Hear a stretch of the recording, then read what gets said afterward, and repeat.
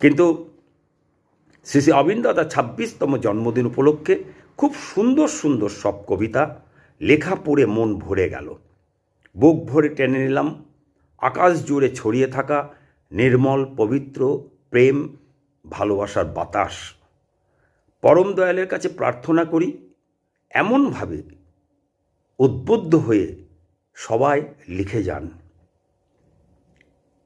Facebook নির্মল পবিত্র প্রেম ভালোবাসার platform হয়ে উঠুক।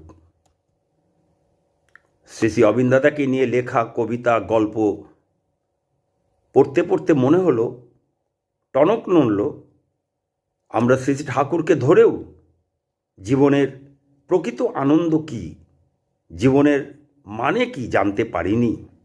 এর থেকে দুঃখ আর কি থাকতে পারে?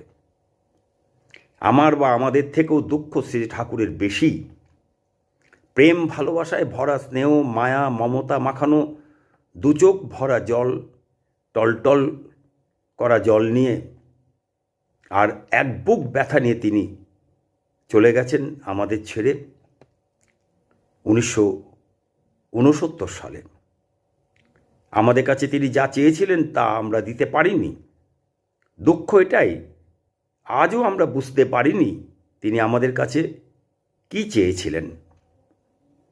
এই যে আমরা শ্রী ঠাকুরকে ধরেও জীবনের প্রকৃত আনন্দ কি, জীবনের মানে কি জানতে পারিনি, এর অর্থ বাড়ির চাপে চাকরি ব্যবসা বিয়ে প্রেম ইত্যাদি ইত্যাদি কোনো কিছু পাওয়ার লোভে কিংবা হঠাৎ আবেগে নামকা ওয়াস্তে ঠাকুরের দীক্ষা নিয়েছিলাম আমরা, কিন্তু ঠাকুরকে প্রকৃত ধরা অর্থে ধরিনি।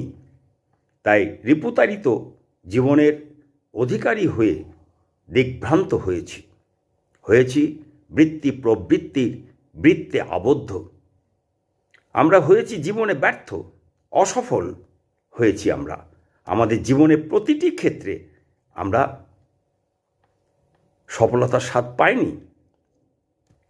আর যদি শ্রী ঠাকুরকে ধরে আমরা অর্থ মান যশ ক্ষমতা প্রতিষ্ঠা লাভ করেও থাকি, তার আড়ালে সত্যিকারের কী লুকিয়ে আছে তা সাধারণ মানুষ না জানলেও ঠাকুর সব জানেন, কারণ তিনি সর্বজ্ঞ, তিনি সর্বদর্শী ও সর্বব্যাপী।